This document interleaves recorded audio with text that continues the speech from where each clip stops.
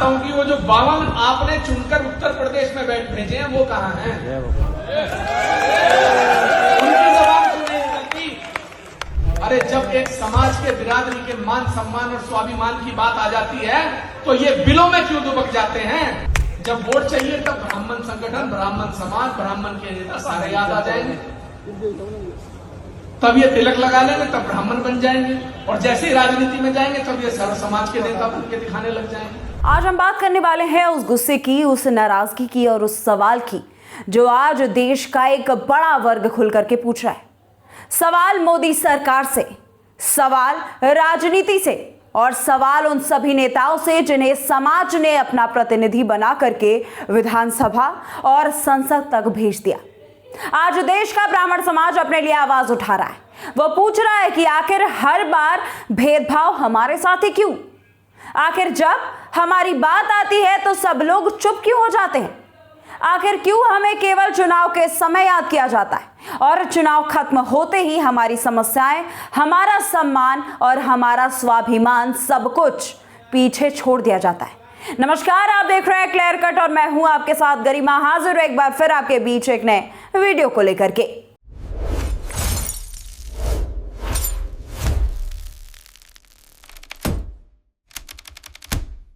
दोस्तों, social media पर पिछले कुछ दिनों से लगातार वीडियो वायरल हो रहे हैं। लोग खुल करके बोल रहे हैं, युवा सवाल पूछने लगे और सबसे बड़ा सवाल मोदी सरकार से किया जा रहा है।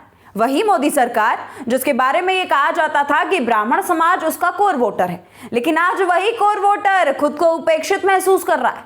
लोग कह रहे हैं कि आखिर हमसे इतनी दूरी भैया क्यों? आखिर हमारी बात सुनने वाले कोई क्यों नहीं? इसी बीच एक और वीडियो ने सोशल मीडिया पर बड़ा बवाल मचा दिया। इस वीडियो में ब्राह्मण शेर कहे जाने वाले उमेश शर्मा ने खुल करके उत्तर प्रदेश के ब्राह्मण विधायकों पर सवाल खड़े कर दिए। उन्होंने ऐसी बातें कही जिसने सोशल मीडिया पर नई बहस को छेड़ दिया है। उमेश शर्मा ने कहा कि जब ब्राह्मण समाज के सम्मान की बात आती है, जब समाज पर कोई भी संकट आता है, तब उत्तर प्रदेश के 52 ब्राह्मण विधायक आखिर कहां चले जाते हैं? उन्होंने कहा कि चुनाव के समय हर नेता ब्राह्मण समाज के बीच आता है, पैर छूता है, तिलक लगाता है, समाज की बात करता है, लेकिन जैसे ही सत्ता मिलती है वही नेता समाज से दूरी क्यों बना लेते हैं? उन्होंने इटावा विवाद का जिक्र करते हुए कहा कि एक गांव में यह तक कह दिया गया कि ब्राह्मणों का आना वर्जित है। सोचिए, जिस समाज ने सदियों तक ज्ञान दिया, पूजा पाठ कराया, संस्कार दिए, उसी समाज के लिए किसी गांव में ऐसी बातें कही जाए और फिर भी समाज के अपने विधायक चुप रह जाए तो आखिर सवाल तो उठेगा ही, और सवाल उठाना भी लाजमी है। अभी हालिया मुद्दा जो अभी ट्रेंड कर रहा है वो है यूजीसी यानी कि यूनिवर्सिटी ग्रांट कमीशन को लेकर के। उसमें भी तमाम प्रदर्शन देखने को मिल रहा है, लेकिन भारतीय जनता पार्टी की तरफ से कोई भी विधायक कुछ नहीं कह रहा।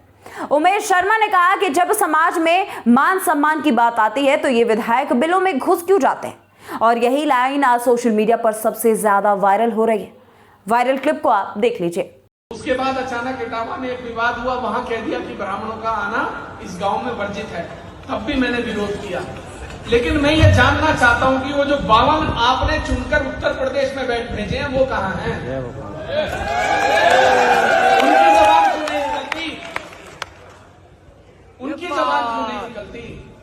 अरे जब एक समाज के बिरादरी के मान सम्मान और स्वाभिमान की बात आ जाती है तो ये बिलों में क्यों दुबक जाते हैं?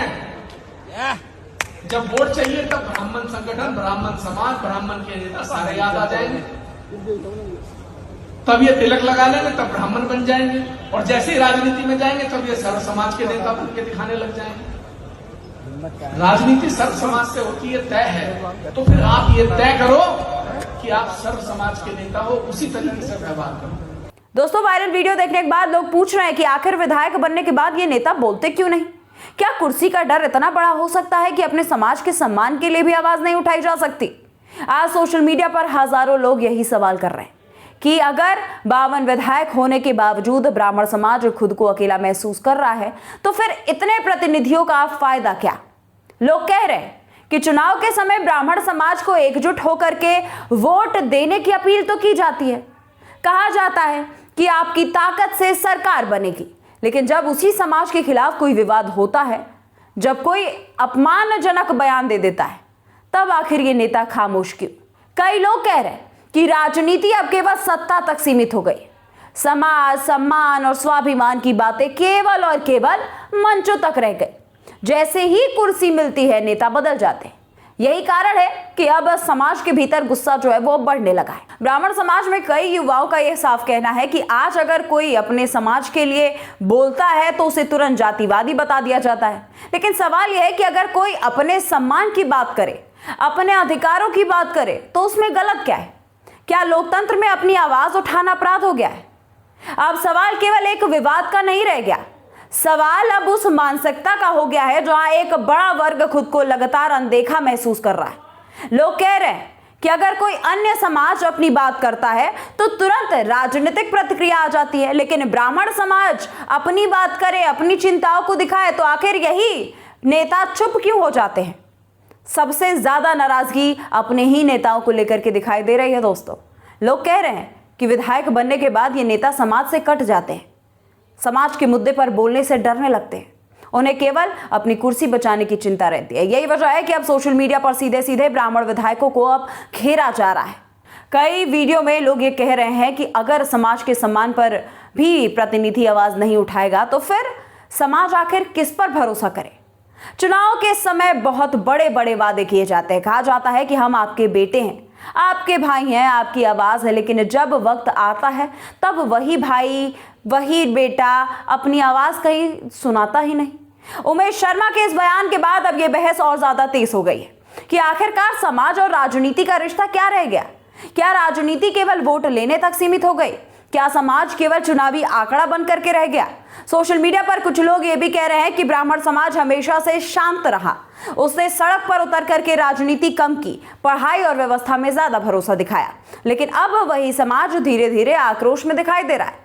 लोग खुल करके वीडियो बना रहे हैं, लाइव आ रहे हैं, कविताएं लिख रहे हैं, कविताएं सुना रहे हैं और हर जगह ब्राह्मणों को जो समाज से परेशानियों का सामना करना पड़ा है या वो परेशानी झेल रहे हैं उसी का जिक्र किया जा रहा है।